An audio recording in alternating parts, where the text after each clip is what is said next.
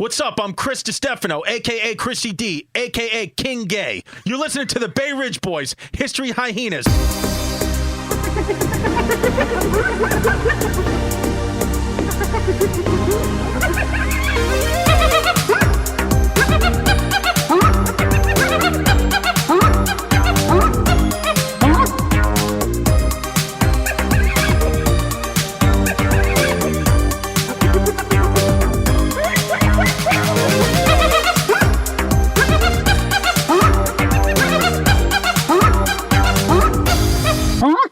What's up, everybody? Welcome to another episode of History Hyenas. We're trying new things. We built a set just for this episode. We're in the same room again. This feels weird because you're a real person. Cuz we're back. This is the first time that we've been together doing an episode since March. It's fantastic. I feel good. I'm Chrissy Sphinx. Bubba's The World's on Fire. We got Homeless Pimp in here. He's got a mask on in the back. Mike and Benny, you're on fire. Here's the thing about why I love being friends with Chris is because you can enjoy your company and miss you at the same time because you're here and you're not at the same time. It's what it is. Yeah. So right now I'm missing you even though you're here. Yeah. Because you're half in your phone. You're half thinking about where you're going to move. Yeah. You don't know what's going on. Well, no, but the reason why I'm half in my phone. You fired the truffle pig. It's over. Yeah. Well, we can get sued. But the reason why I'm looking at my phone is because the way that the setup is, so this is going to be a great episode today on the History Hyenas. We're going to talk about the Tiananmen Square massacre of 1989 and the notes, which normally were on the lappy. We got computers, we're off to the side on Zoom. You know, I got no choice. I got the notes on my phone, so I'm just looking for the notes. This is really weird. It's been a long time since I've been in person and had to not stare at a computer or a phone. Right. This is actually we got a producer here who's producing this. You're here. I got to play to the camera, play to you. Yeah. See, we're going to build our set. This is our studio. We built this just for one episode because we're fucking wild, but I'll just tell you, I like it when we're facing. We're going to get school chairs. Yeah. We're going to build a set. We got a logo coming. Thank you for being on the ride with us. We're evolving and we're taking off because make no mistake, the world's burning. We're untethering our boat and we're going out to sea. Make no mistake, the last thing the entertainment world wants to see right now are two guys who are white. Cuz it's over. Now, I got my glass because you can't see. No. I mean, the kid, I got on Yanni's glass right now. I'm Yanni almost. Because you can't see your $3 bill. Because it feels good to just smell you. Because you're a kid that you have fumes. Yeah. Here's the thing about me. And I think, here's the thing about me and many Americans. Right. We haven't used deodorant in 3 months straight. I have not gone deodorant to armpit in 3 months. For what? I live in the country. I've been wearing flip-flops because I've been wearing flip-flops outside and inside. Yeah. I went to dinner the other night in Adidas flip-flops. Yeah, because you're white trash. I mean, what can you do? I mean, Bubba's, I'm so happy to be in your apartment. Cause Looking for houses right now? Yeah, I'm looking for houses because, make no mistake, I'm moving to New Hampshire. Yeah. What camera am I looking at? I don't know. Doesn't matter?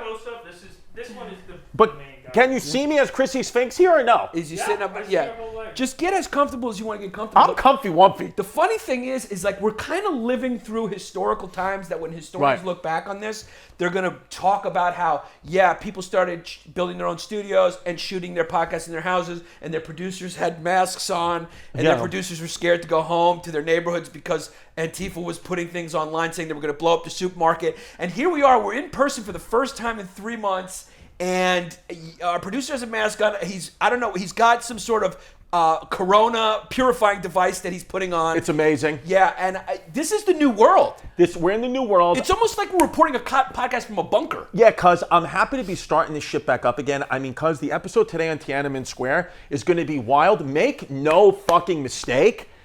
Make no mistake. What we're going to talk about today with the protests and all that happened in Tiananmen Square in 1989 has a lot of implications on things that are happening right now. Which, by the way, vote for change, yes. But I think that the episode today, I mean, because I didn't realize, I mean, there's a lot of Eastern Hemis in this world.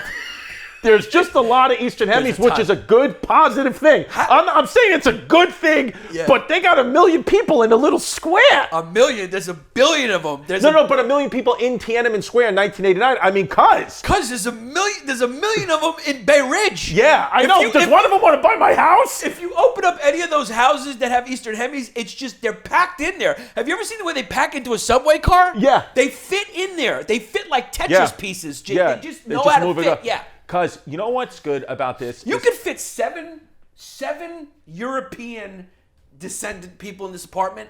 You could fit 1,300 Eastern Hemis in here. Yeah, it's what it is. They just know how to fit in. Cuz, can you even say Eastern Hemi anymore? Are we allowed to say it? Yeah, because they're from the Eastern Hemisphere. That's what it is. I mean, cuz, listen. I think we're safe as long as we stay away from African Americans. Yeah, I have, but the thing is, Make no mistake, I will be calling them African American from now on. No, until I'm told what I should say. Well, that's the thing. That's the thing about what's going on now is I know I'm not racist. I know you're not racist. I understand the injustices and it's all horrible what's been happening, and I'm all for the police reform and all that stuff. But I also don't know what I'm allowed to say, what questions I'm allowed to ask, I don't know, like, I have privilege, so I don't fucking know. So I kind of just don't do anything. I just post these videos and yell at my daughter because she's half Puerto Rican. It's like my daughter's the only one that could save me. Because, you spend your time raising your daughter. You spend your time looking for housing. Yeah, it's what it is. I said, you know what? Let's just fucking get back at it. Let's get back in the saddle. It's finally good to do a podcast where I don't have to fucking worry about a weather storm coming in. Just a wet-out weather storm. So it's nice to just be in here and be free as a fucking bird.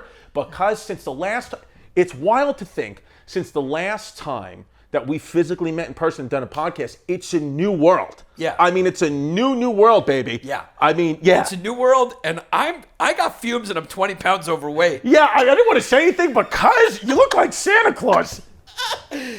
Here's the deal. We've been doing Wepa in the Morning, which is our morning show. Which we stopped, by the way, and we are going to bring back. Go to patreon.com/Bay Ridge Boys because we were doing it. We were exploding on Patreon, and then we stopped it, and the Patreon has slowed. I mean, the Patreon, I don't know if what's going on outside is a protest against police brutality or that we stopped Wepa in the Morning because people were not having it. Patreon.com/Bay Ridge Boys. We got a lot of content out there, and we're going to hit that. We're going to be uploading things on that every single day. Patreon.com/Bay Ridge Boys. Yeah, guess what, people? Wepa in the Morning is coming back. Yeah. So enjoy it. But what I was saying is, we've been doing Wepa in the Morning. We've been doing our podcast from Zoom, and you've been doing them from behind enemy lines. And so it was kind of fun to watch you because I almost felt like I was a hostage negotiator talking to a journalist who had been kidnapped by the Taliban. Yeah. Because you just were doing the podcast like those guys who are forced to hold up newspapers and hold the date to prove where they are. Yeah. Because your feet are atrocious. They're atrocious, and I have a deformity on my heel now, a thing on my heel, and it's for women who wear high heel shoes. Yeah. So you see this bump that comes off? I went and got it looked at, and they said it usually only happens with women who wear high heels because my foot is shaped like a high heel.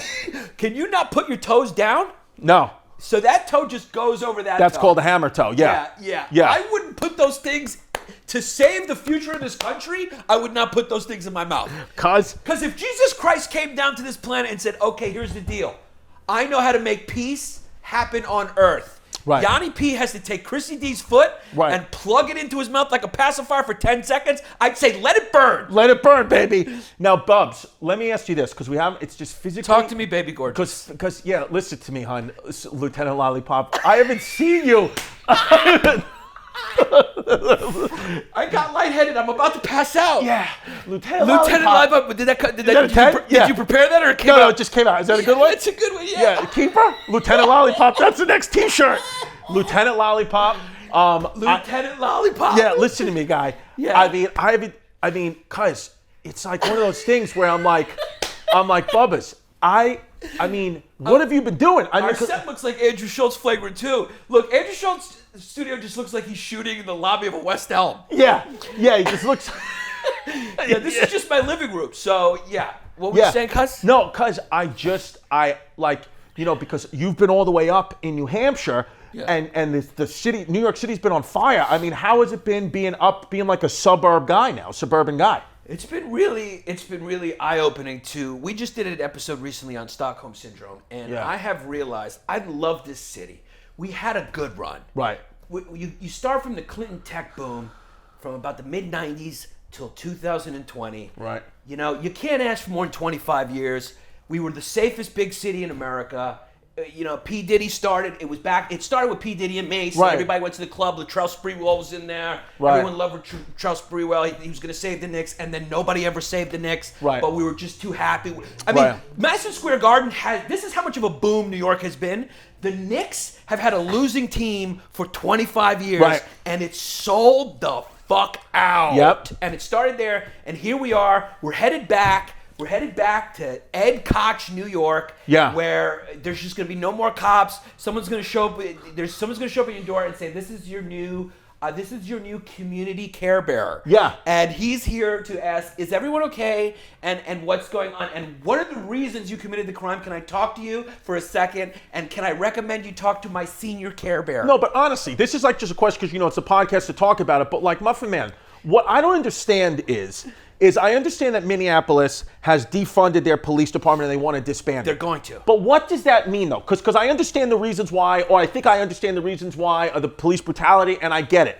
But the citizens of Minneapolis, like, what happens if there is something that the community needs, like a dispute or somebody's being attacked? Who do they call? It's cuz She shows up. Yeah. She shows up at the door. Yeah. And that's it. And that's it. It's Yeah. crime is solved. We're probably gonna have to bleep that. We'll bleep that. Yeah. But We'll just bleep the name. But who? But so like who? So like I'm just that's the only thing I'm just trying to figure out, like, if that happens in that city, like, how long do you test it? Like, what if people get killed? Because I know if people get killed, then the black community will say, well, innocent black people are getting killed by the police, and I understand that. But like, I'm just trying to understand it, and it's hard even as a white guy to even start to go down it. Yeah. Like, I don't even know what I'm allowed to say. I just fucking love people. Yeah. I love every race, and it's like, but I don't know if I ask that question. I mean, what am I supposed to say here? What you're supposed to say, what you're supposed to do is if you see a black person in the street and they ask you to kneel, you fucking kneel. Yeah, because Nancy Pelosi and the Democrats kneel today with dashikis on, and I just want to see Nancy Pelosi get up. Have we know? Because she kneeled 3 hours ago, and I just want to know if she's gotten up. How's she made it to the Senate floor? Do you know even black people probably watched that and were just like dying laughing, trolling it, going like, this is the most hilarious thing I've ever seen. Nancy Pelosi and Chuck Schumer in full African dashikis kneeling down. Yeah. I mean, can you get more obsequious? Can you get more pandering than that? I mean, it's hilarious. They're fucking lying about it, and that's the thing. Like, for me, I've been doing on my Instagram, and it's still on there, and we've talked about this.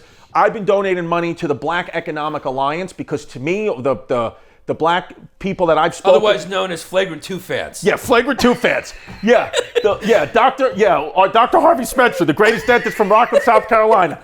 But like, putting money into the black community from an early start is what seems to get the best results. Where like somebody like in the Senate, like Nancy Pelosi and all them, it's like the Democratic cities are the ones that are on fire and having the police brutality issues. So for me, it's like, are you really helping? Are the Democrats really helping? Because you're the cities that have the big problems. Yeah, I don't know.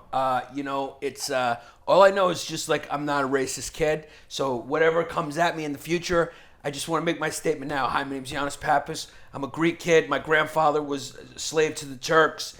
I'm just an innocent person who respects all communities. Yeah, same with me. My name's Christopher Distefano. I am not a racist. I have a Puerto Rican baby's mama, now Puerto Rican wife.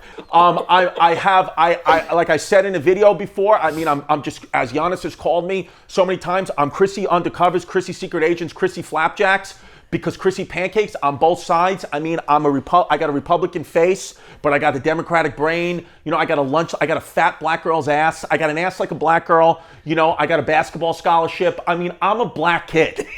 You know, I'm just like literally a black kid. Because when you dress up for dinner, you put on a basketball jersey or a hockey jersey. You're a black teenager. Yeah, I'm black. You get a fade. I got ones on right now. I got my Warriors shirt. It's like, also the thing is too, like being from New York City, it's like, I've been saying this all along. It's very, very hard. I would argue, especially if you're a kid taking the subway and the buses like we were, being really like out of borough kids, like Brooklyn kids. it's hard to be racist because the person that you don't like, you're going to see on the train in 5 minutes. Yeah. So it gets really complicated to hate somebody. So that's why when I see these things happening and when I see what's going on in our country, I'm like, Bubbas, I mean, where the fuck, how can you hate somebody for the color of their skin? I never understood it because it's a hard thing to understand when you're from New York. Yeah. You know? Yeah. So, hey, look, I don't know what the world's going to look like after this, you know? And to answer your question, what abolish the cops means or defund the cops, I think it means different things to different people in different places.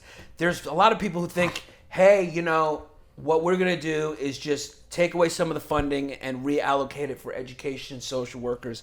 And those are people I like to call naive. Right. Those are the ones who go out there and actually have common sense and stuff like that, who don't know that there's the squeaky wheel always gets the grease. Yeah. So there's the radical crazy ones are the ones who make shit happen. And those people want to abolish the cops. Yeah. The mayor of Minnesota Minneapolis. That was one of the funniest things. It was like a scene. It was like watching a scene from Game of Thrones. Yeah. When he walked up and he was like, okay, all we want to know is, do you want to abolish the cops? And he was all these people there after he said, like, I understand your struggle. he got the police officers arrested. He was a hero. He was here, and he went to the protest, and he's like, guys, I love you. We need to make changes, structural problems. We got systematic racism. I mean, he was hitting all the points. He was hitting all those re-election points to his constituents, because make no mistake, he's the mayor, and that's the fucking reason he was there. Yeah. For the votes, because a kid who becomes mayor wants to be mayor. Yeah. And so he hit all the points, and in his head he's going, I got it, I got this. Fucking liberal fucking Jesus, baby. They love me. And then they go, okay, we need you to get rid of the cops. And you saw he had his mask on. If he didn't have his mask on, you probably would have seen this. He goes, I know if I say this, every single white person who voted for me is going to go, you're not getting our vote. So he just said, I can't. You know, he wanted to figure out a way to, because they were going yes or no. He tried to squiggle out of it, right. and she said, give me a yes or no answer. And he went, no. He said, no, we can't get rid of the cops. And then they said, get the fuck out of here. They booed him off. And he walked through like Cersei doing the walk of shame. Yeah. While they just were saying, get the fuck out of here. I mean, what? Are we living in a full-blown HBO show? It's one of those things where it's like he was a hero a week ago because he got the cops arrested, which rightfully show that all those guys should be in prison for what they did to George Floyd. It's horrible. And then you know, he says he doesn't want to defund the police because he's trying to think of it as I don't want the city to come into. There needs to be some people. We need to get better cops is what he's probably thinking. It's like retrain the police, get better police. But to say no police seems like a little bit of like, whoa, that's a major step the other way that could cause more problems. And he gets booed off. But I agree with you 100% what you're saying. Any politician now, from Governor Cuomo to Trump to the mayor of Minneapolis to anybody in public office, I don't believe for a fucking second they want to help the people. I just believe that they want to help themselves and say whatever pandering thing they want to say. I personally now, I only want to listen to the climate scientists about what's going on with the world, and I only want to listen to activists from the certain communities that are being affected by any type of dispute they're having. I want to listen to them. As far as every other politician or anybody on CNN to Fox News to MSNBC, I don't want to hear a fucking word from you. Give the microphone to the professionals, and that's it, Bubbas. Or you know what you could do? Shut up and take your shirt off. Yeah, I mean, I understand the anger. I understand right now it's a very angry time right. in Minneapolis. Right. To watch that on online, on Facebook, whatever, to watch the slow murder of a person, it causes a lot of enrage. So I understand people enraged. I do, however, agree. I think that abolishing the cops is a little extreme, but I understand where the emotion is. Yeah. But in Minnesota, in Minneapolis, is Minneapolis in Minnesota? Minneapolis is in Minnesota. Okay, good. I just wanted to make sure because I don't care about, I've never thought about Minneapolis and I don't care. You could be in Chicago. I don't care about you. I'm never, ever leaving where I live now. We've both pulled the mics out. We're so excited to be in person. We've pulled our own mics out 2 or 3 times. Yeah, 2 or 3 times. And then we're like, with his trainers, but we're like, hey, can we say this? Can we not say this? I don't know what to say because the truth is like, I'm not a racist. I lead with love. But I don't know. Are you allowed to joke about shit anymore? I don't fucking know. Yeah, I mean, here's the deal. We're going to just continue to be us. Because I got to be honest with you, there's dollar stores, like most people go to dollar stores, but with these artifacts, you go to a store called the $3 store because you are a Faji yogurt. You're fucking gay. Happy Pride Month. I mean, because you're gay kid. $3. And where that comes from, if you're new to the show, is Yannis' father, the late great Chris Pappas, who is dancing his ass off right now in the gay part of heaven with assless chaps on. He said in the Korean War they would say you're as queer as a $3 bill. Yeah. So we just say gays are our $3 bills, and shout out all our gay fans and gay friends of the show: Mateo Lane, Joey Camaster, James Debo. Don't forget about all our trans fans. We are the #1 trans podcast. Yeah, I mean, it's a new world. It's a new world out here, but we're going to have the same approach, which is we lead with love. We try to be funny. We love that our podcast fans are diverse. And one of the silver linings for comedy in this may be that the sensitivity might have adjusted, because I think white women are on the hot seat now. Yeah. Welcome to the rotisserie, bitches. Yeah. It's your turn, Karen. Yeah. So I think we may be able to get away with saying a lot more shit about women and other minorities. I think you just got to stay clear of the African American community. That's where the sensitivity is right now. Understandably so, but make no mistake, it's free game for the Eastern Hemisphere and Sandra D's. Yeah, it's not true. There's no sensitivity on those right now. Yeah, I mean, I don't know. I mean, it's just one of these things where. Because make no mistake, one of those cops was an Eastern Hemi. He was, and yeah, I mean, those cops. I mean, what do you think? All those cops are they should all do life, right? I mean, what are we saying? I mean, you need police reform. You need something. That can't happen. Yeah. That can't happen. We've talked about it on other podcasts, so I don't want to beat a dead horse, but it's like, I think everyone's in agreement that was so hard to watch, and also that happening at the same time as the Ahmad Amir, what was his name? Arbery. Arbery, Yeah. when they that kind of looked like an old school lynching. That was horrible. Brutal. Those guys should go to jail, And then you had too. the funny one. The funny one was the Black Bird Watcher and Karen. But that the Coopers. Yeah, because he even forgave her. The kid is a Yale. He's a Yale bird watching kid who said, "I will forgive her as long as she leashes up her dog." A kid sounds like he's on the spectrum, and I appreciate it. I appreciate it. No, and it's what's crazy about that Amy Cooper and Christian Cooper, that the bird watching case, is that Amy Cooper gets fired. So, okay, then the New York Post and these other news outlets start to run stories about Amy Cooper's boss who beat his wife 10 years ago, and then he got fired. Yeah. He has nothing to do with it. It's a domino effect Yeah. of canceling. Cancel culture is back. That means America's wide open for business. And speaking of dominoes, let's go to China. Today we're talking about Tiananmen Square. I mean, these are not the first protests. These are not the first riots in history. Yeah, turn your phone off. Who is it, your wife? No, I don't know who the fuck it is. I don't know who it is. Yeah, it's somebody who fucking got Yanni's numbers, prank calling him. Yeah. I mean, who is it? I don't know, but Okay. I got to pull up notes too. Yeah, so 1989 from April to... How old were you in 89? 89, I was 5 years old. You were 5 years old in 89? I was 5 years old. I was jerking off to April from Ninja Turtles. Now, was that pre or post FB? You know what I'm talking about? FB meaning... Father Bill. Yeah. No, Father Bill... You were molested by a priest named Bill. Yeah, Father Bill came hopping into my skull about 1995. So this is the innocence. I had golden blonde hair and a mushroom haircut. This is when I was wearing light up Keds. What turned you? What actually created the $3 that got pushed across that counter? Yeah. Was it the Father Bill incident, or was it the Mahanahan brothers?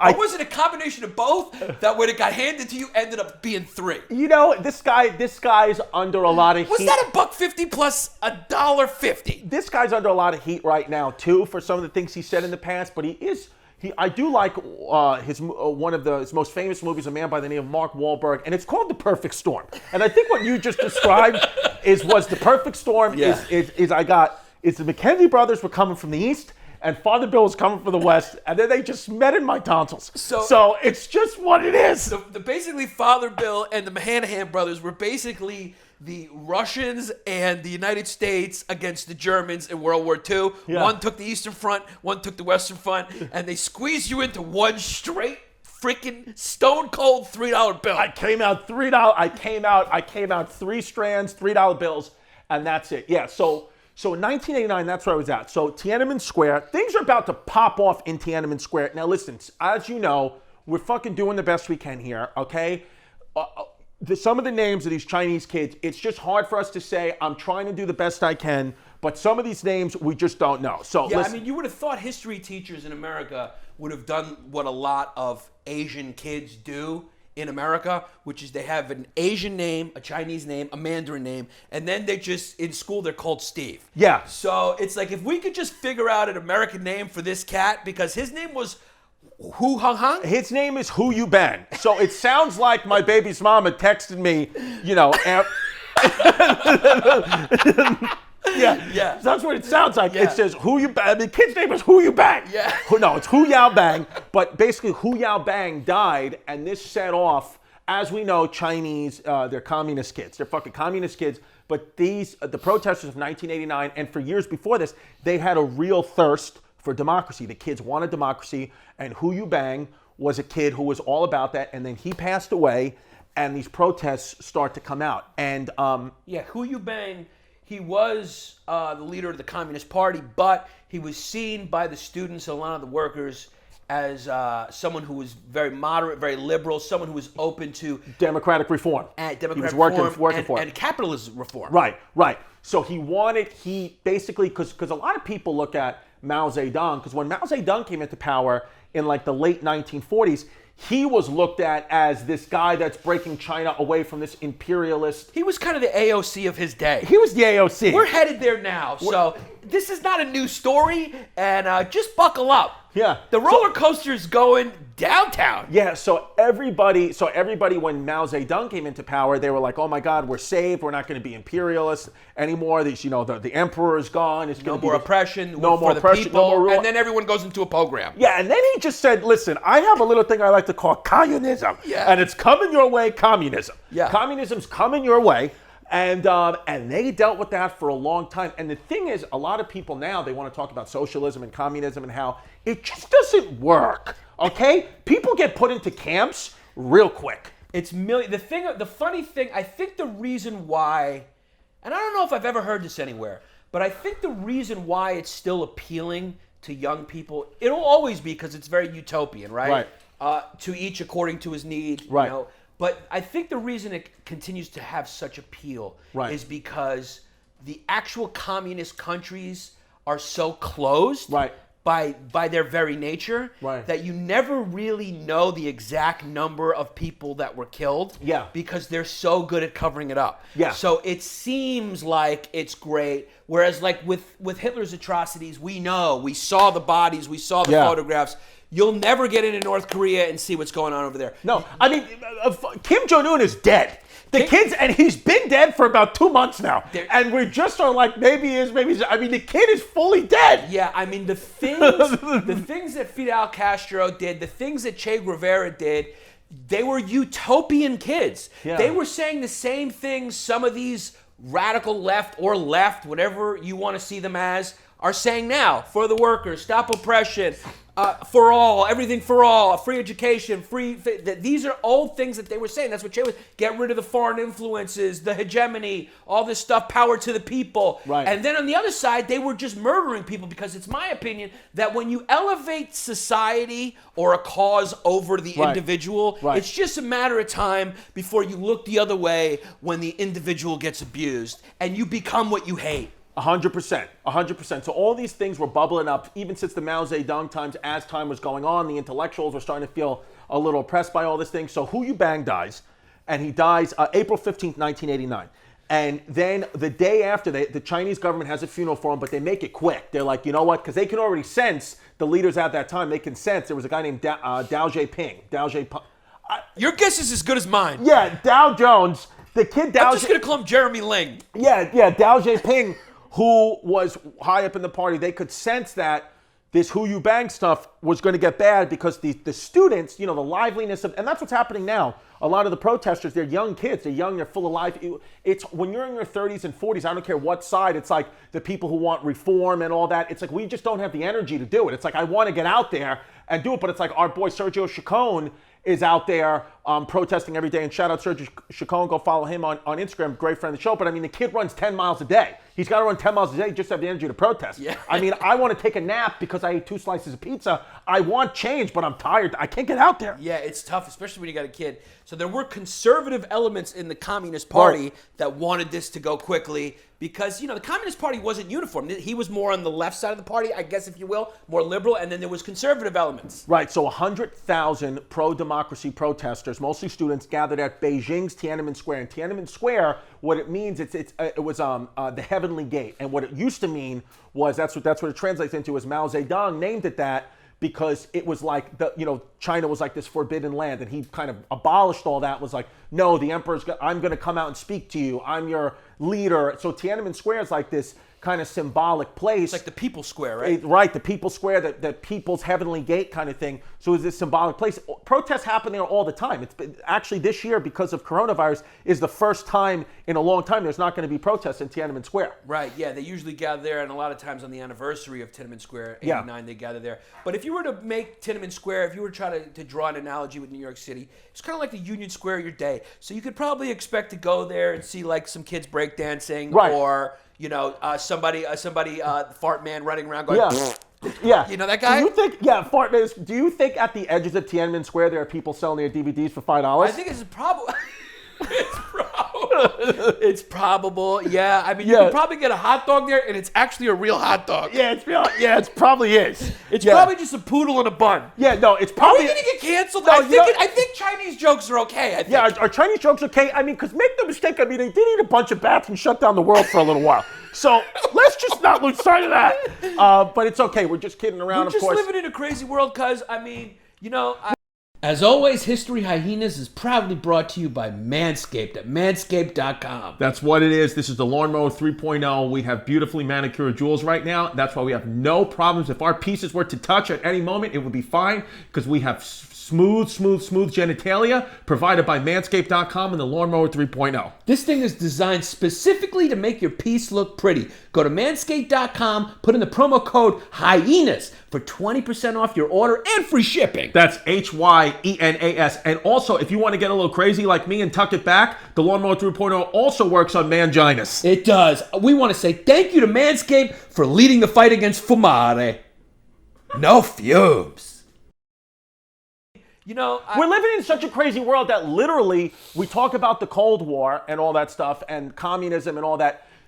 I'm telling you that if anybody gets mad on Twitter or social media, I don't trust that it's a human being at all. I trust that it's a Russian bot 100%, because when I went to the protests, it's all been peaceful people. They've been peaceful, lighthearted people that are trying to get change, and of course they're angry, but they're level-headed, normal people from all spectrums of the world. They're level-headed, flagrant 2 Patreon fans. It's what it is. They're flagrant. You can go to patreon.com/Bay Ridge Boys. I mean, whatever you want to do. Yeah, we'll fucking castrate a white guy. We just need the numbers.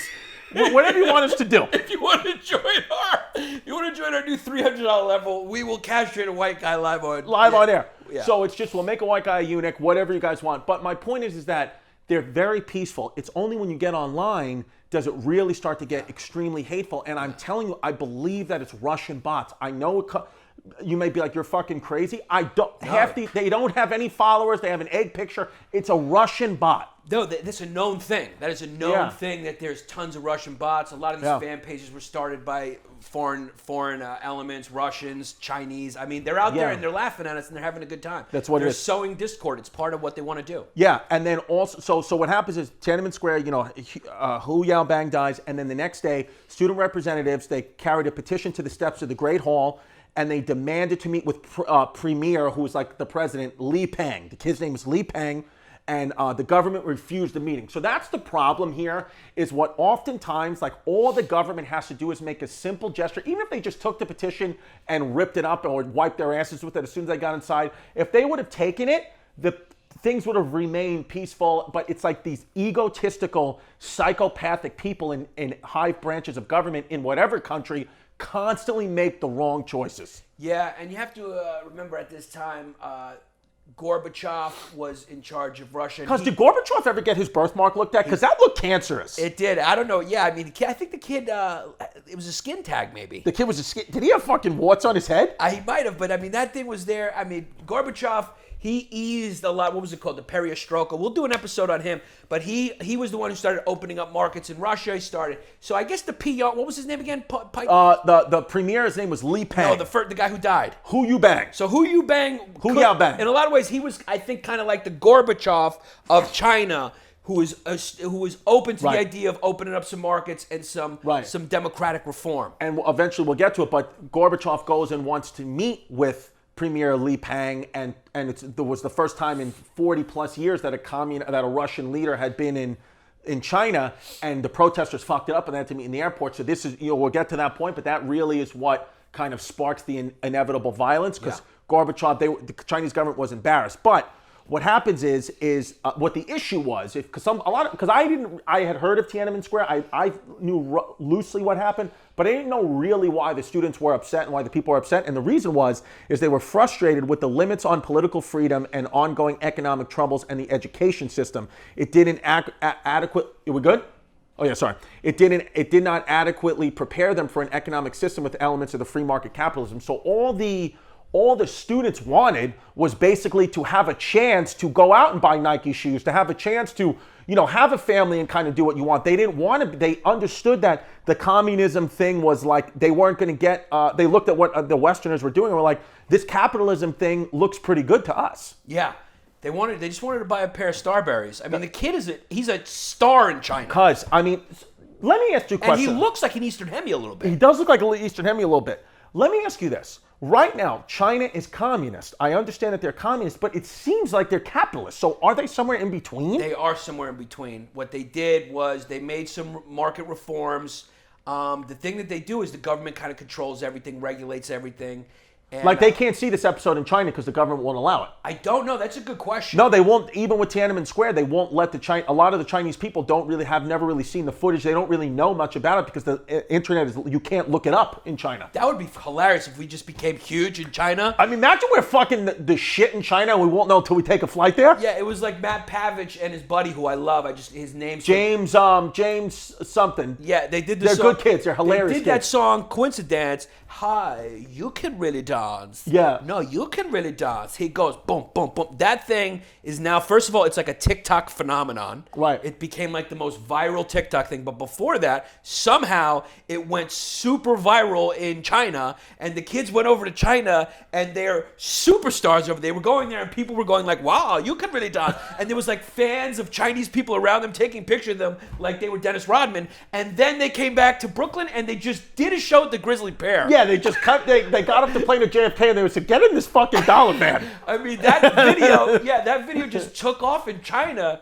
Yeah. So maybe there's certain parts of China that they can watch things. So the Chinese government, they instituted reforms in the 1980s and they established like this limited form of capitalism in the country. So I guess from the 1980s, they had this limited form of capitalism, which is now getting wider. But that's the thing, is what you see is, if you're going to go communist, you better go pure fucking communist, because if you even just a little bit of the capitalism, the people want it because it seems fair. It's like, you work hard, you get things. You work for your money, you can have what you want. I don't think that there should be billionaires. I'm on that. It's like, you can't have multi-billionaires and then people starving. But it also can't be like, because some people just don't want to work hard. It's like, so I got to work twice as hard now for you to be lazy? No, Bubbas, I can't do it. That's a Ridgewood statement. Yeah, that was a Ridgewood statement, but then you said there's no billionaires. I thought my co-host was Ted Alexandro for a second. Yeah. So you are a mixed bag. I'm a mixed bag. That was the most like far left and far right statement all at once, because only you could do that. Yeah. And in the same breath, you said you need to go capitalist because it makes a lot of sense,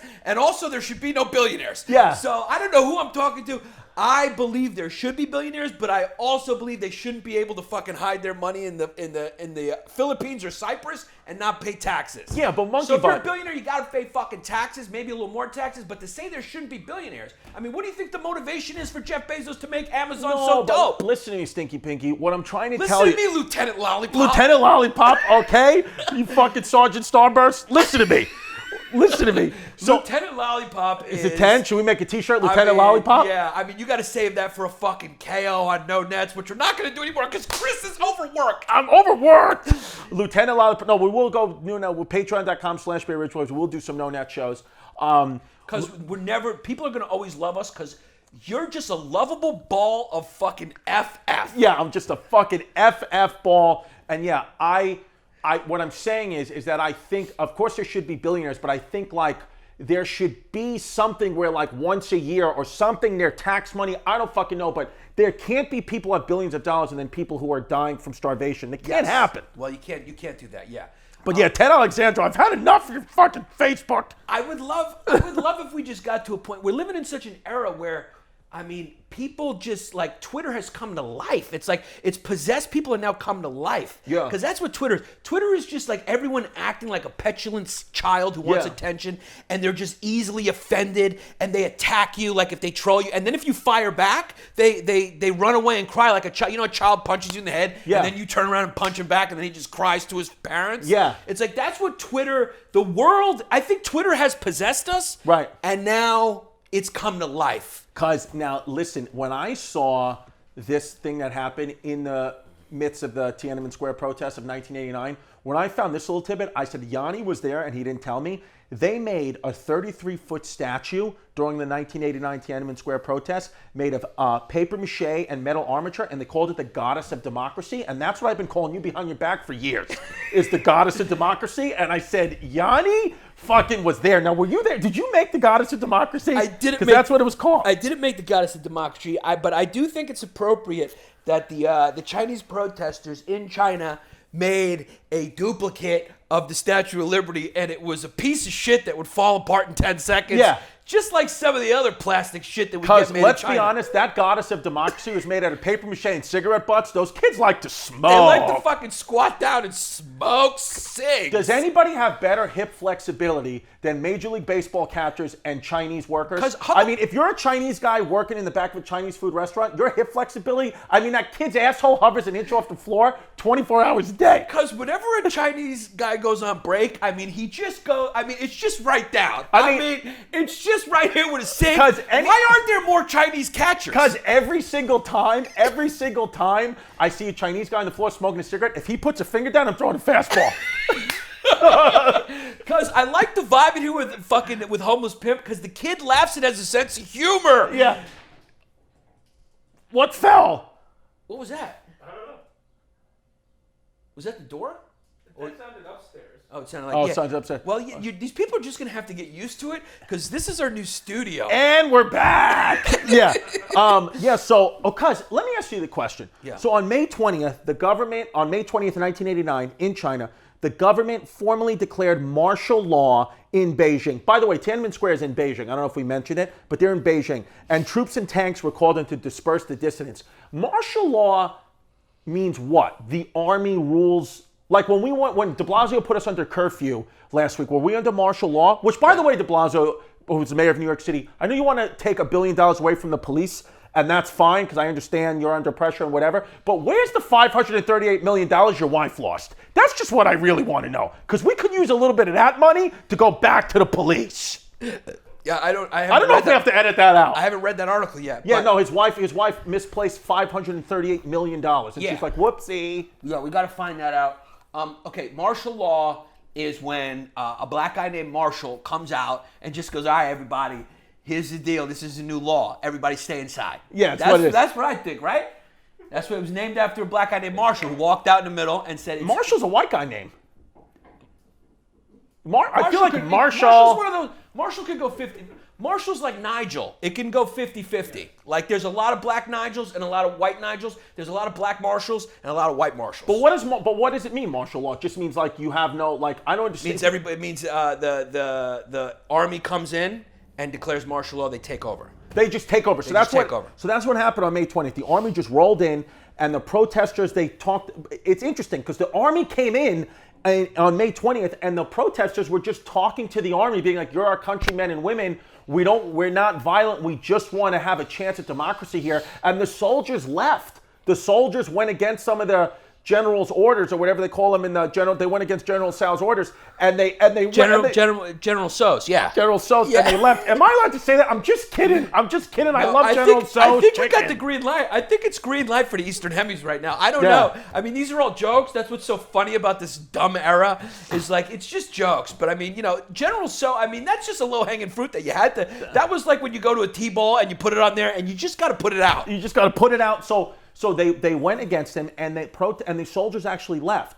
And then the army withdrew finally on May 24th. And then hold on, wait, stop 1 second. The army withdrew, and then Well, but yeah, the thing is that this protest lasted for a little while. It Yeah. lasted for a little while. At first, it was students. Then the workers joined the students. It grew. They wanted to speak They wanted to speak to the head guy, the new guy who was more of on the what's his name again? The new president, new premier. The new president was Li Peng, who's going to be. We're going to get to in a second. Who's going to be known in a second as the Butcher of Beijing. So this kid's brutal. All right, so they wanted to talk to Li Peng. At first, Li Peng said no, but then eventually they do sit down in a televised kind of debate that didn't really go well. They started yelling at each other, and it was very contentious, and it kind of made things worse. It made things a lot worse. But these protests just kept continuing, and they also started to spread to other cities in China. Watch this documentary if you guys are really interested in this episode. It's called The Gate of Heavenly Peace. It's a 3-hour documentary on this Tiananmen Square stuff, and it's very interesting. But on June 4th, so June 4th is a big day in Chinese history, because what happens is Li Peng, known as the Butcher of Beijing, he wanted to just get Tiananmen Square back. He had just had enough. Gorbachev had come in May 15th. Gorbachev, 1989, had come in, and they were supposed to have the meeting in Tiananmen Square, the symbolic place in Beijing for hundreds of years, and they couldn't because the protesters would not leave, so they had to do it at the airport. That embarrassed the Chinese government, so now they're fucking pissed off, and they say at 1 a.m. on June 4th, Chinese soldiers and police stormed Tiananmen Square, firing live rounds into the crowd. That's when it started. Yeah. That's when it started. Yeah. The protesters actually planned it. They knew Gorbachev was coming, and they thought that would be a perfect time to get a lot of international attention. Yes. Because this is a communist country. This is before cell phone cameras. Right. Reporters aren't allowed to film anything. That's the thing. Right. There's such little footage from this. Right. And that's what's so crazy to think about how much the iPhone has changed the world. Everything. By the way, when they fired into the crowd, even their allies, like Russia being a communist ally, Gorbachev condemned this military action and said what they were doing was horrible, and it actually led to big problems. And Tiananmen Square connects directly into some of the problems we've had today, even though the media makes it look like at times it's repaired, it's really not, because of that Tiananmen Square massacre, the United States voted to impose the economic sanctions against China, and it decreased their economy, and there's still problems from that today. So there's some of those sanctions that we have on China are still, there's certain things where we're like, we don't fuck with you because of that, because they really showed what they're willing to do. Because as Yannis said, the Chinese media came out and said a couple hundred people died. Some people think there's estimates of 10,000 protesters. They fired live tank shells and AK-47s into a square that had 1 million protesters in it. Yeah, and that's the interesting thing, is it wasn't a united front. You had this conservative part of the Communist Party, and then you had this wing that was a little more open. Now, what happened to that wing that was a little more open-minded to these democratic reforms and a little more sympathetic to the protesters is after the massacre at Tiananmen Square, they disappeared.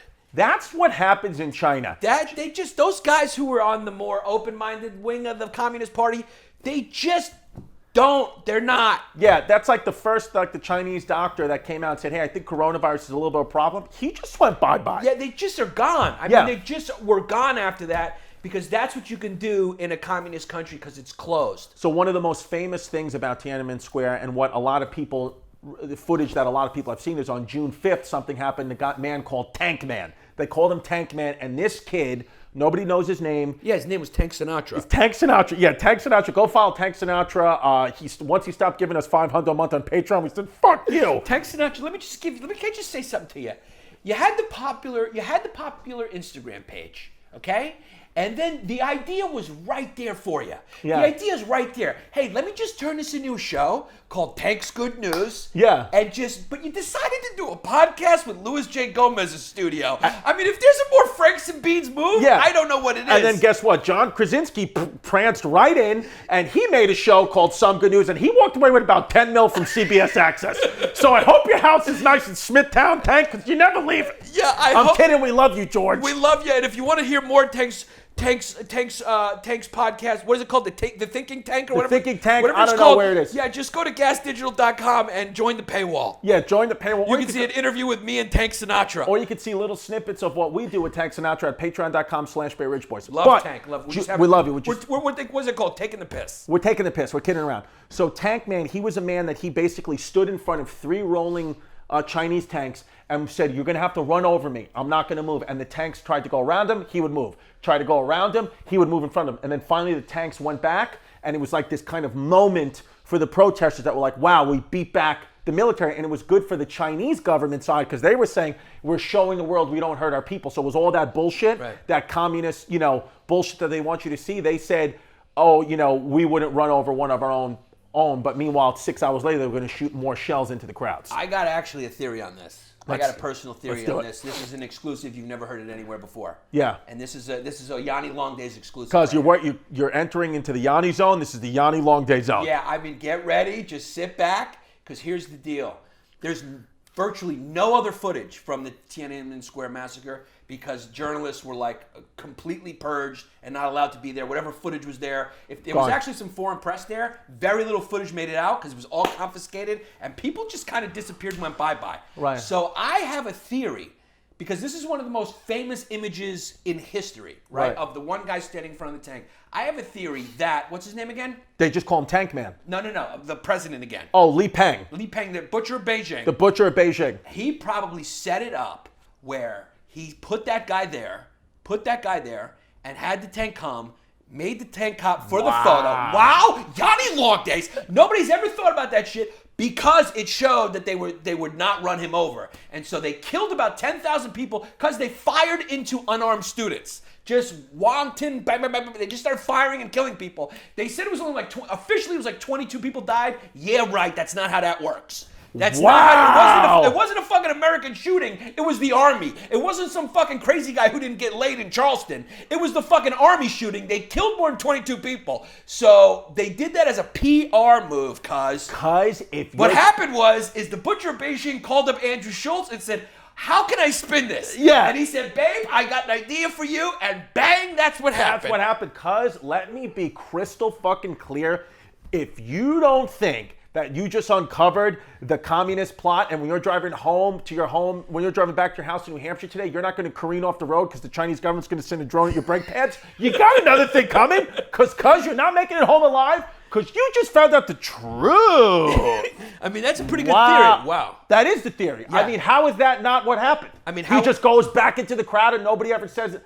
He fucking was planted. That might have been the butcher of Beijing himself. Yeah, and I love how that happened, and that footage was somehow got out, and this is after they butchered everyone, and there's one dude standing in front of a tank. Yeah. I mean, you know what happened to him. There was about 15 other guys that tried that. Right. And they just became roadkill. So yeah, officially now in the aftermath of the news conference on June 6th, State Council spokesperson Yoon Moo announced that based on preliminary statistics, 300 people died, including soldiers. Survey says that's a lie. That's a fucking lie. Yeah, I mean, there were some protesters that pulled guns out? No, pulled soldiers out of their jeeps and beat them to death. And of course, it was kind of like, that's what happens when you have riots and wars. I mean, it was bad. But one side's armed, one side's the military, and one side's students. And it's just wild that they don't have any footage of this at all. So you just like with the coronavirus with China, you're never gonna know. Yeah, you're just not gonna know. So listen, it's brutal. But I think the reason why I was excited to do the Tiananmen Square,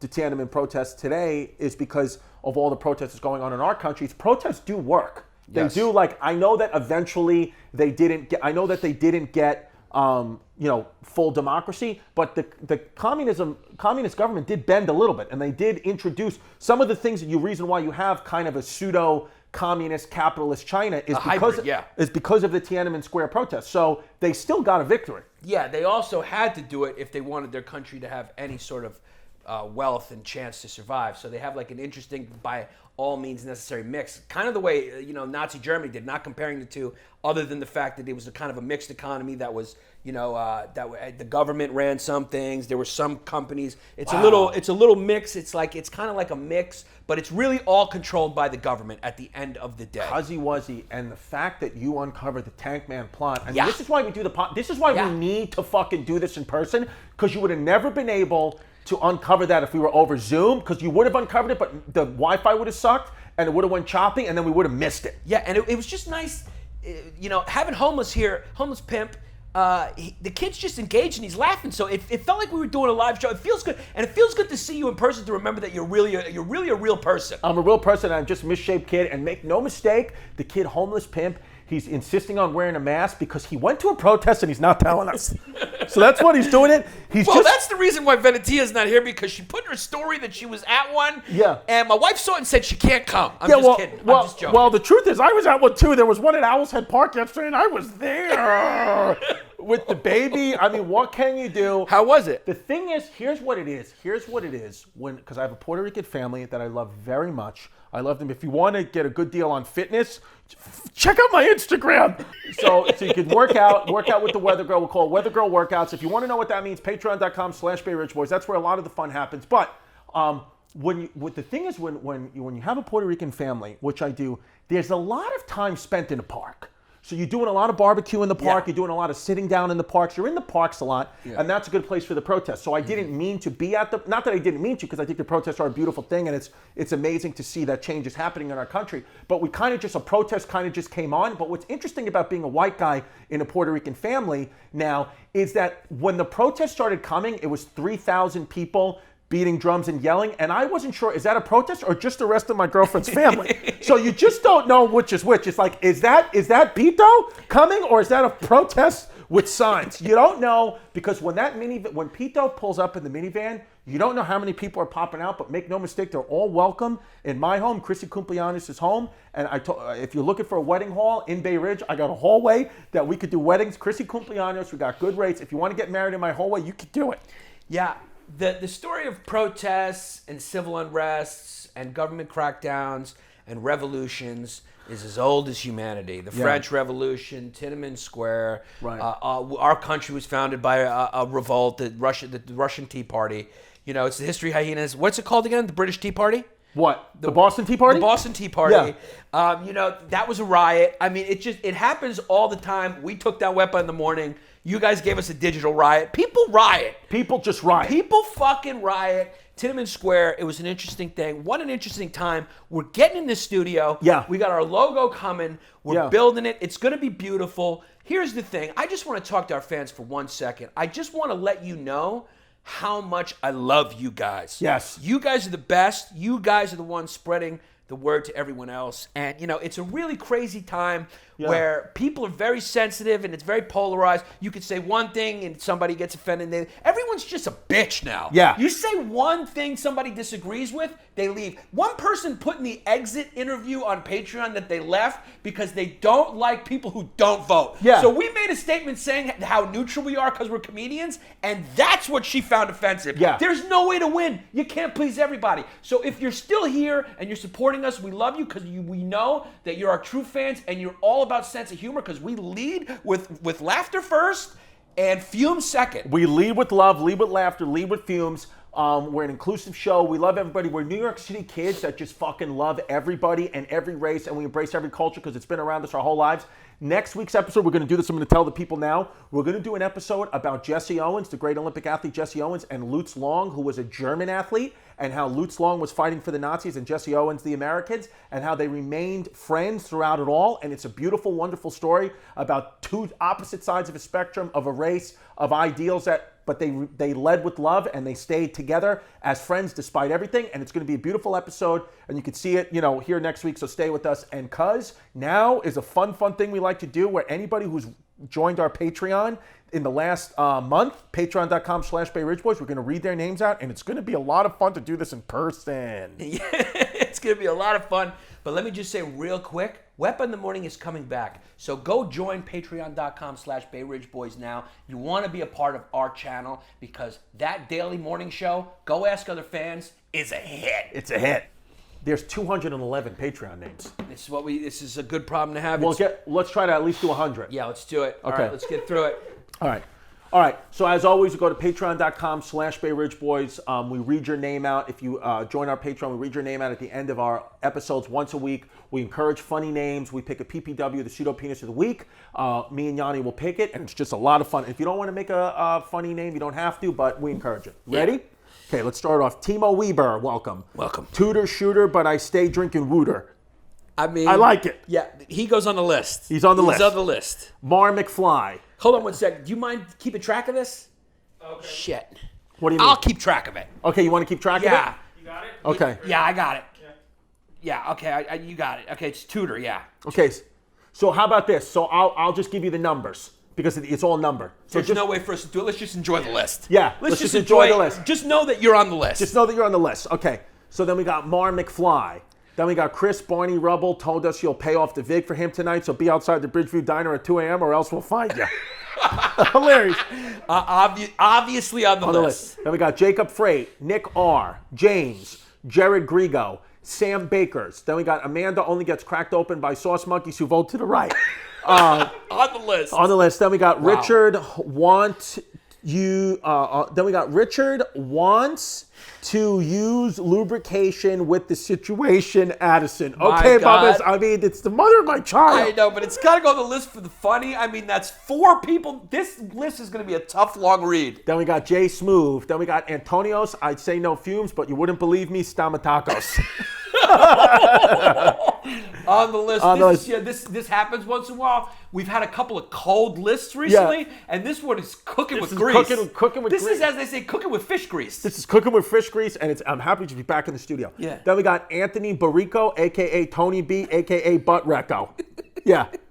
That's a Drexler. Drexler. Then we got Yannis, Persian cuzzy with less estrogen but more fumes. It's a Drexler, but a good one. Then we got Robert Dempsey, Scott J, Taylor Crawford, Sharias.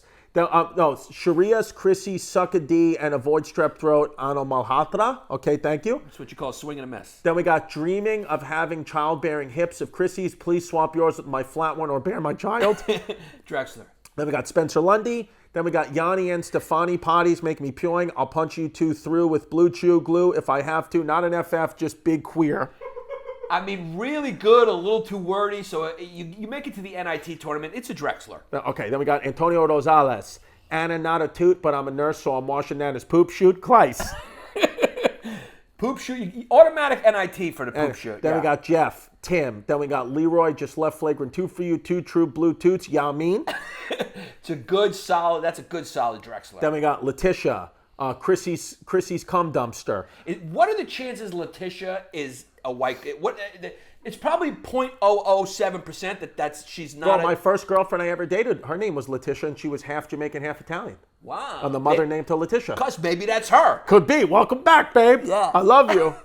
Then we got Chrissy's cum dumpster, Greg Zars, Beef Cannon Bill. Then we got Daddy Yankee and the Tortellini Tushes. Then we got J-Man with the plan. J-Man with the plan to slam Sissy Chrissy in his tuna can clam. Then we got Benny, the Little Red Riding Toot, Windhorst. Then we got Philly, got a piece but not a piece. Okay. Then we got Michael Murphy, Lunchtime, Gulad A. Mohammed. Then we got Middle Eastern Puerto Rican but still got problems, Wepa. Nick Nunez. Then we got Cody Koss, best friend.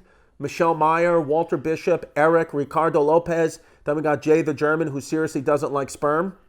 Okay. All right. Then we got Stetson, Josh Blue, Yanni P's Massive Cocky. Then we got Tim Dillon's Half-Eaten Pokeball, Brian. Make no mistake, I missed the drops more than Father Bill misses touching little boys' cocks. Yeah. Catapult him on the list. Then we got Father Bill said holy water stops fumes. He lied, my uvula is broken. Nice. Then we got Christian Salinas. Then we got Cole, Chrissy D's, Houston Squeak. Daly Davis, Brian Redmond, Sean Lee, Patty Peace Pipes, the Tobacco Monkey, Elizabeth Shootin' Punts. Then we got Johnny Papa Pervitin, Crack 'em Open and Blitzcraig 'em Out. That's a good attempt. I'm going to give you a Drexler for the attempt. There we go. Then we got Dum Dum. Then we got Chrissy D, Yanni P, Show Me Your Feet So I Can Beat My Quarantine Meat, ladder 14. Then we got your Aunt Tilly, Seth Reed, Luke Childers. Then we got Sammy Voss, Sammy V has a bigger PP than Chrissy D and Yanni P. Okay. Then we got Patrick Taft Jr. Then we got Australian Toot that's traded the didgeridoo for a flute, Dundee. Okay, so the skin flute, yeah. Then we got Tommy with the not so great salami, but it's almost good enough. Oh, hold on, sorry. Tommy with the not so great salami, but it's always enough for your mommy Jennings. Yeah. That goes on the list. Yeah. That's what you call a nice, simple, good chicken finger. Yeah. Then we got Jeff Carmody, Matt Garcia. Then we got Gay to the back, Jake Maloney. Then we got you fat bitches need to keep doing Wepa. There we go. That's a statement. You've been heard. Then we got Daniel. You just got dumped by a peace mom. Can you ask her to cover the lease? Sprague. Okay. Then we got Lipstick on My Dick. Where was I last night? DM me. Then we got the originality of that gets you a spot on the list. Then we got Tiffany Tucker, Marjorie Ambrose, Esgar. Then we got Chrissy D. I cut my dick so I can be your slituation. Slituation, okay. Then we got Matthew Drexler for the creativity. Yeah. Then we got Matthew J. Getting out the gay with Chrissy Captive Babe on 3, 1, 2, 3. Yes, Venetia, show me your feet. Drexler. I mean, I just marvel at these fans. Right. Then we got Kevin Beck, Lisa Santoro. Wepa cured my ED. Then we got Mike Mush uses a Whataburger wrapper to wrap his piece when he slams my chili ring. Drexler. Then we got James Sanders. Alex just banged a tooth that licked between my glutes and tasted a little poop. Then we got Jeff H. Then we got Bug chasing Chrissy Deutschland's dick. Then we got Paul. I'm a honky, but I shapoinked the Bronxy, and now there's a double on my mother's chicken cutlet rouse. It's a good, strong Drexler. Then we got Sam Darnell, Adelina Dama. Oh, wow, Sam Darnell. Then we got Adelina Dama, Keel Quiones, Riley Haratakis, Blake Kipperman, Peter Hawkins, Scott Sloot, Jose Munguia. Then we got TJ from the Mitt. Then we got Steve Garcia, Zach, the former toot here for the content of Chrissy D's Thumper Dumper. Then we got Jess, make no mistake, Chrissy adds an extra H in his pronunciation of hyenas. It's what it is, Parks. Then we got James, I'll stick on a strappy and slap Chrissy's assy while he calls me Poppy, and after we take turns in each other's lappy. Okay. Then we got Trevor Johnson, Jennifer Weaver, Evan Ebner, Dusan, Najalepsy, Michael Squire, Donald, someone tell Sloppy Joe I got something for him to sniff Trump. Then we got Sean, make no mistake, when Tony Balls calls me gay, I tuck it back and prance all day. Clancy. That's a Drexler just for the funny. Then we got a few more. Then we got Ryan Rosas, Jessica, Allie Levine. Then we got I Moved the Veggies and Just Need the Content, Trump Daddy 2020. Then we got Benny Babesicles, Baklava BB. Then we got Kid out of Bay Ridge with an itch from the sitch. It's just a little smudge on my fridge. It's what it is. Nice. Yeah, that's a good attempt for a Drexler right there. Then we got Dawson Doran. Then we got Jimmy, I Feel Pretty, same way Yanni in his stocking when he squeezes. Good try, but it didn't connect. Then we got Maybe Came in My Humidifier once or twice. That goes right onto the list. I mean, the originality points can't be denied. You know what? We're at 122. Should I just bang this out to 200? Let's just bang this out. Let me just say something. If you made the Drexler on this list, on any other day, you might have been on the list because this is what you call a hot list. It's a hot list. Then we got Jason Justisiki, who wraps his turban with an American flag but still get calls as Sandy D. It's what it is. Drexler. Then we got COVID Cutie with a Dago booty and my man's kinda fruity, Trump 2020. Drexler, good Then one. we got a boot scootin' toot from deep in the heart of Texas, no fumes. Then we got Mike the Wop about to bop Chrissy in the uvula barilla. Then we got Anthony, I gotta take a deuce because my shithole is loose before I crack open and spray my juice on Chrissy D's caboose. Deuce. Yeah. Drexler, good one. Then we got Michael Sue. Then we got Rosie Posey. Yanni can suck my toesies. It's a good, simple chicken finger onto the list. Then we got Make No Mistake. Cleveland Zach has smoked crack. Luke Thaler. Thomas Barclay. Then we got Tim Dillon gave me the under the belt itch and sniff just here for Chrissy D's tip drip script. Good one. Then we got Ben Murphy, Dom Idavaya, Chelsea Lewis, Jacqueline F., Jacqueline Sousa, Emily Voros. Then we got Chrissy take a peek at my piece, even though it's a squeak out of 14. Then we got Adam Mazzella, Timpany McGevna, Kevin Stransky, Ostrid R. Then we got Kyle, I'm white, but make no mistake, my ass is a dump truck height. Then we got Rachel El Furtado, Jose Cervantes. Then we got Brittany has a thing for gay guys, so I want to wear Chrissy like a face mask, McGlamory. That's on the list for the originality and the funny. Then we got Forbes, I'm no longer an F&B swim through poop toot, FF Chan. Okay. Forbes? So Yamanika's cat joined. There we go. Then we got Jared Seidel, Ryan Coleman. Then we got Christina and Chad, the married cuties with tight booties.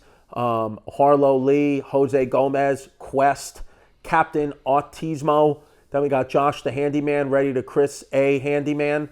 Then we got Timeline TV, Zoe C., Kristen, Steven Geralt, Austin Hussey, Floyd Mayweather killed his baby mama. That goes in the list. I mean, come on. You guys just don't stop being original. Yeah. Then we got Nathan. Then we got liberal cuck from SF, but make no mistake, Trump 2020. Then we got Cobra Commander gave my prostate a gander. That's on the list. That's on the list. Then we got Chelsea. Then we got Tanner. Anything that gives your prostate a gander is going on the list. Yeah. Then we got Tanner Starkey. Then we got Chrissy H. Throat punched Father Bill's uvula. Then we got Cara Bohm. Then we got Blake tucks it back and goes peeling so I can bee sting Chrissy's lap Williams. Reed. Then we got I don't think I made that new payment deadline. What a deep down toot. Okay, TBT. All right, sorry, it's just all one word. Yep. Then we got Ann. Then we got plant-based cucumber miracle worker. Then we got Colton. My penis is comparable to a number 2 pencil. That belongs in a strong Drexler. Then we got Heinrich, the newly non-toot, not Leroy African brother. Okay, so welcome. Then we got what are you saying? He is at? Oh yeah, he's a black kid. Oh, black kid. Welcome. Yeah, me. From Flagrant 2. Yeah, me. Then we got I Shot Yannis. Yeah. Drexler. Then we got John signing up last second so I can get grandfather billed in because make no mistake, I've got cute tooth to pay for once. Then we got Dan half potato monkey, half IKEA monkey. Make no mistake, 100% glue junkie. Also, IKEA monkey's funny. They say they're Swedish. Yeah, IKEA that's great. Monkey's a good one. And then he said 100% glue. 100% glue junkie. Yeah, I mean that's going on the list. Yeah. IKEA monkey's funny. IKEA monkey, just for bringing that to our attention, deserves to call Swedish people IKEA monkeys is great. Yeah, then we got Ryan Bauer, Laura Caroline, James Offenbinger. Then we got Schnitzel Monkey, FF waiting for dad to die so I can glue a guy. Onto the list. Then we got Levi Manning. Too many good ones. Javier Suarez. Then we got biracial, make no mistake, nice piece, bad credit. Nice piece, bad credit. Yeah, I mean that's a Drexler. Yeah. Then we got Callaway Grainer, Ryan Devlin. Then we got make no mistake, I was there when they crucified my Lord. Then we got Chrissy D, flick my bean, crack me open and start to clean. Then we got Hakeem the Dream, I only want Chrissy D's cream, Elijah one. Then we got Mark 1 Duboyson. Then we got Jake the Screwed In Cutie with the dump truck booty. Then we got Content, Natalia Hawthorne. Chrissy D's fart box is a horse glue factory, make no mistake. Then we got Ivy. Clearly, my parents wanted a stripper. Fine sliver. Yas, no dreidel. Okay. Then we got Miss Patty Fly Balls. That's a goodie. Funny, yeah. That's a goodie for a Drexler. Then we got True Blue Chick with a big swinging dick. Owen. Make no mistake, me and Patty Fly Balls have been talking on Twitter. That's what it is. Then we got Connor. Make no mistake, I'm just here to see Chrissy D's feet in Yanni's mouth. James. Never going to happen. Then we got Elizabeth N., James Reindow, Devin Ware, Donnie T., Don't Catapult Me. Then we got Alex Broth, Shani Cupcakes, Michael Ryan, the Truffle Pig. Then we got Irish Toot with a cute skin flute, buying Lakeside Maple out of Chrissy's poop shoot. And that's the last one. Poop shoots. That's what we got. What a list. If you're new to the game, straight to the backs are the ones who just give a name. We encourage you to do both, whatever you want. We always encourage a funny name because that's what we do at the end of every episode. But if you're straight to the back, that reminds us of the guys who used to go into the old video stores, put their hats down, and go straight to the porn who do we section like? Who do we like? For the content. For that, I'm saying I think it was lucky that Venetio or Mike weren't here to record it because there were so many good ones. I think they all win. I mean, Okay. That was maybe the hottest list of all time. Okay, got it. You're all the PP. If you made the list, you are a PPW. PPW. Tell your friends. Patreon.com/BayRidgeBoys. HistoryHyenas.com. For all our merch. We got a lot of stuff up there. YouTube.com/HistoryHyenas. We're putting stuff up there all the time on YouTube. Thank you guys so much for your support. And I mean, we're going to have a banging episode next week.